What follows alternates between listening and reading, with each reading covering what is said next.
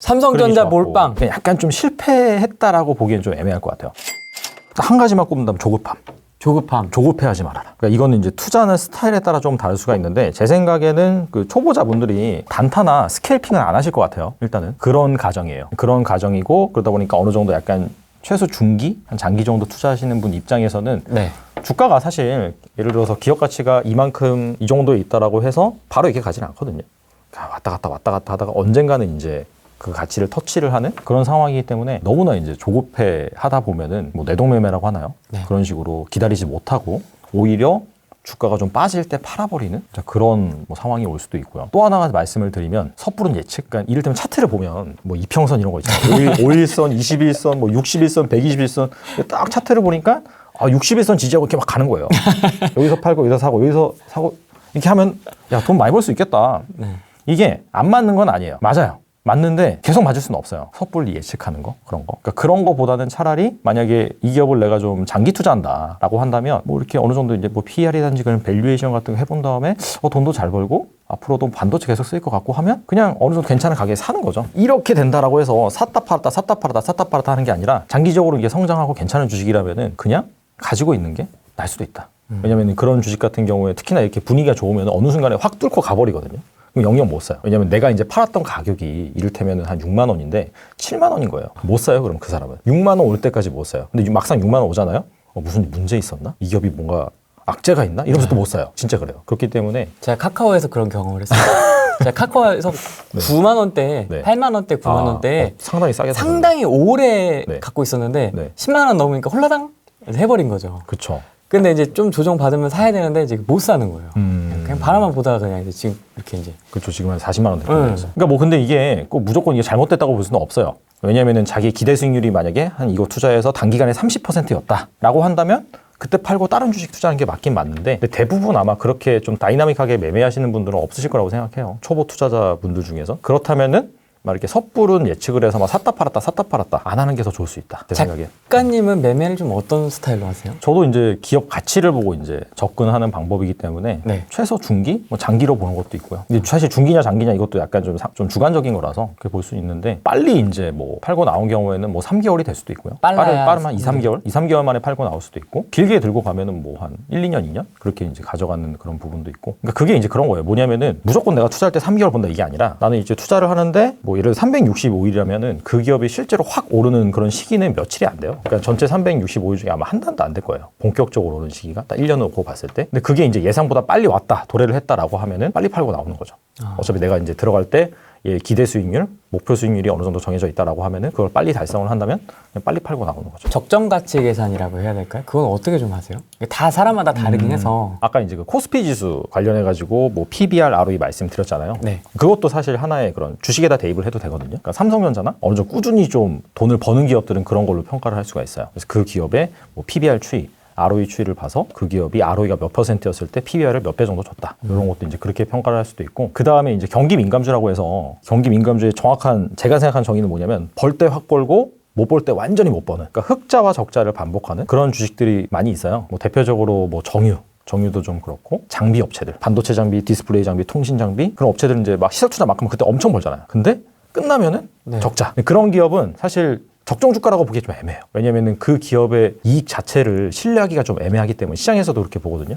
그래서 그런 기업은 딱 하나만 보면 돼요. 그냥 PBR 밴드만 보고 역사적으로 그 기업이 그 PBR 밴드 하단에 있다라고 하면은 투자를 하는 거고 반대로 그 PBR 밴드 상단에 있다라고 하면 매도를 하는 건데 실적으로 보면은 그 기업이 실적이 사상 최대일 때 언론에서 막 긍정적인 뉴스를 쏟아낼 때 네. 그때부터 떨어져요 보통. 그러니까 되게 웃긴 게 실적은 되게 잘 나오고 근데 그때부터 떨어져요 주가가. 왜냐면 이제 시장에서 봤을 때는 이 기업 이제 끝났구나 이제 다시 보릿고개로 가는구나 라고 이제 주가가 먼저 선 반영을 해서 빠지거든요. 그래서 반대로 이제 매수 타이밍은 막 진짜 망한다 그럴 때 뉴스도 거의 없고 막 뭐 구조조정 한다라고 막 그런 얘기가 막 나오고 하면은 사실 그때가 매수 타이밍인데 손이 안 나가죠 문제. 옛날에 조선. 그렇죠. 조선은 그 문제가 뭐냐면 그게 딜레마예요 딜레마. 안 좋다 그러는데 계속 안 좋아져요. 지하 1층까지 있는 줄 알았는데 뭐 3층도 있고 더 가보니까 뭐 5층, 6층 계속 파고 내려가니까 네. 어려운 투자예요. 그래서 그런 투자는 어려운 투자. 그래서 이제 선택을 할 때 분야를 잘 봐야겠죠. 이를테면 반도체 같은 경우에는 사실 앞으로도 삼성전자나 SK하이닉스 메모리 시장 쪽에서는 굳건하게 잘 갈 것으로 예상이 되고 견조하니까 그 반도체 산업이 앞으로 사양 산업이 될 가능성은 제 생각에는 별로 없다라고 생각을 하거든요. 왜냐면 점점 IT 기기가 많아지면 많아졌지 적어지지 않을 거란 말이에요. 네. 그렇다면은 그쪽 그런 시장에서는 경쟁력 있는 그런 장비 업체들 꾸준히 성장한다 하더라도 항상 삼성전자나 SK하이닉스가 대규모 투자하는 건 아니니까 했다가 조금 했다가 조금 했다가 그런 사이클이 나오는데 그러면 이제 그 조금 할 때 주가가 좀 상당히 좀 낮게 거래되고 있을 때 그때 이제 투자해볼만 하겠죠. 그리고 이제 좀 더 팁을 드리자면 1등 기업. 1등 기업. 그 중에서. 왜냐면은 보릿고개가 길어질 수가 있거든요. 그러면은 못 버티고 뭐 이렇게 망하는 기업이 나올 수도 있잖아요. 그러니까 함부로 이제 들어가기보다는 그 중에서 정말 1등 기업이 누구냐. 간단해요. 매출 크고 시가총액 큰 애들. 그런 애들이 1등 기업이에요. 대부분. 그러니까 소위 말하는 대장주. 그쵸. 뭐 장비 중에서도 대장주. 그런 쪽에 집중을 하시는 게 더 좋겠죠. 그러니까 약간 좀 실패했다라고 보기엔 좀 애매할 것 같아요. 네. 만약에 그 투자한 종목이 막말로 잡주예요. 개잡주. 그러면은 뭐 사실 실패한 게 맞죠. 네. 근데 지금 그 시장을 보면은 코스피는 3천이 갔음에도 불구하고 안 오른 종목도 은근히 많아요, 지금 보면. 왜냐면 이게 3천 갔다는 것 자체가 대형주 중심으로 간 거거든요. 시장에 그런 여러 가지 지수가 있는데 스타일별로 좀 구분을 해보면 성장주가 있고 가치주가 있어요. 성장주는 밸류에이션은 딱 당장 보기엔 엄청 비싼 것 같은데 워낙 성장률이 좋다 보니까 그냥 가는 거죠.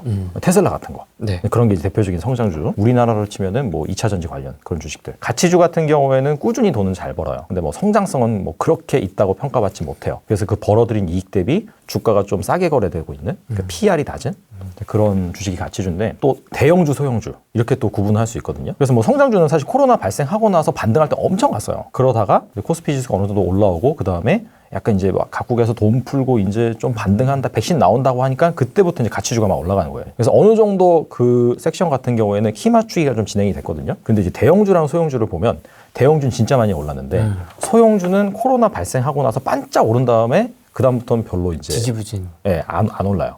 그러니까 오른 애들만 오르고 뭐 2차 전지 관련된 밸류 체인만 오른다든지 그런 애들을 가지고 있다면은 막말로 진짜 닭 줬던 개가 지붕 쳐다보는 그런 심정인 거거든요. 근데 만약에 그 종목이 괜찮다라고 하면 제 생각에는 어느 정도 이제 상승이 진행이 되면은 또 따라 오르지 않을까. 왜냐하면 지금 주식시장의 흐름을 보면 반도체가 오르고 또 그 다음에 또 화학이 오르고 그 다음에 또 자동차가 오르고 또 어제는 비철금속이 오르고 이렇게 돌아가면서 오른단 말이에요. 그러니까 이게 상승장의 전형적인 순환매라고 이제 볼 수가 있는데 그 업종별로 그런 흐름이 나타나지만은 나중에는 좀 대형주랑 소형주 그런 관점에서 봤을 때 소형주도 어느 정도 키 맞추기를 하는 그런 상황이 올 수도 있다. 자기가 종목을 잘 골랐으면은 뭐 이렇게 실패했다라고 하면서 뭐 좌절을 하는 건 좀 아닌 것 같다 제 생각에. 왜 대형주로 지금 쏠리는 겁니까, 사람들이? 수급이? 소형주가 아예 지금 처음부터 안 오른 게 아니라 코로나 발생하고 나서 회복할 때는 반짝 많이 올랐거든요. 네, 네. 그리고 나서 인플레이션이 발생할 것 같고 이제 각국이 뭐 재정을 풀면서 이제 금리가 막 시장 금리가 막 반등을 하고 그러면 이제 경기가 회복된다는 그런 시그널이거든요. 자, 그럴 때 보통 가치주들이 올라요. 근데 이것도 약간 좀 애매한 표현이긴 한데 엄밀히 말하면 사실 가치주라기보다는 경기 민감주예요. 금리가 오르고 막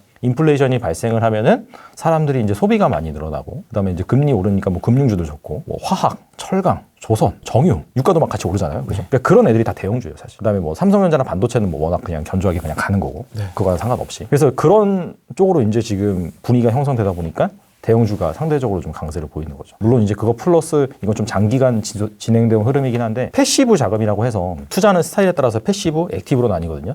액티브는 정말 종목 몇 개 잘 골라가지고 절대 수익 내는 시장과 상관없이. 근데 패시브는 그냥 지수 흐름 따라가는 거거든요. 근데 글로벌리 약간 좀 패시브 자금들이 커진 영향도 있고 과거서부터 복합적이긴 한데 그렇다고 해서 그럼 소형주는 아예 안 오를 것이냐 중소형주는 그건 개인적으로는 아니라고 보고요. 삼성전자 몰빵. 삼성전자는 뭐 거의 국민 주식이기 때문에 반도체, 2차 전지, 몰빵하셔도 행복하시겠네요.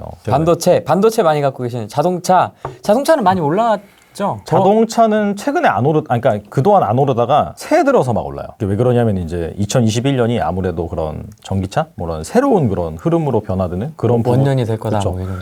그리고 사실 안 오른, 그러니까 순서를 기다리고 있었다? 그렇게 볼 수도 있고, 그런 와중에 갑자기 애플이 2024년에 자율주행 전기차를 출시한다. 보도가 됐어요. 선언을 한 건 아니라 외신에서 보도가 된 거죠. 자, 그러면서 약간 그런 흐름에 편승을 해서 지금 자동차 중에서 그런 자동차 모듈 업체, 뭐 자율주행 관련돼서 무슨 뭐 센서를 만든다든지 그런 좀 기업들이 좀 부각을 받고 있죠. 최근에 지금 막 올라오고 있어요. 그래서 다들 삼성전자는 다 갖고, 저는 삼성전자가 없거든요. 삼성전자 갖고 계시고. 주식을 좀 하시지 않아요? 좀 오래 하시지 않으셨어요?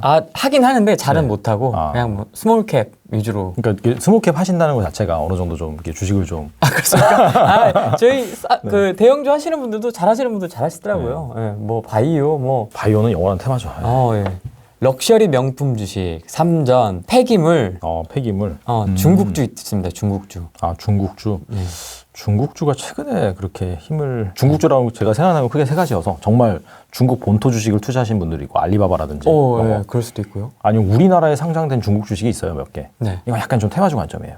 너무 쎄하던데요, 그거. 그러니까 그거는 뭐 그쵸. 네. 그러니까 길게 보면 쎄한 거고 대신에 이제 막 그런 미중 무역 협상이 뭐 잘 진행됐다. 뭐 시진핑이 트럼프랑 악수를 했다. 그러면 이제 막 상한가 치는 그런 주식이 있어요. 네. 그런 중국주가 있고 마지막으로 이제 중국 소비 관련주, 화장품, 뭐 콘텐츠, 엔터테인먼트, 뭐 면세점 그런 게 이제 중국 소비주죠. 중국 관련 소비주는 좀 어떻게? 그러니까 이게 사실 약간 다 그런 주식들이 많아서요. 엔터도 사실 그 공연 이런 쪽 때문에 콘서트, 그렇죠. 콘서트 공연. 이런 것 때문에 그렇고 화장품은 뭐 말할 것도 없고 왜냐면 면세점이라는 것 자체가 상당히 큰 매출 그런 경로였는데 그 부분이 이제 올스탑된 부분도 있고 뭐 카지노도 중국주잖아요. 근데 그것도 마찬가지잖아요. 외국인 카지노인데 외국인이 안 오잖아요, 지금. 그래서 아무래도 좀 접종이 되고 하면은 기저효과로 좋아지긴 하겠죠.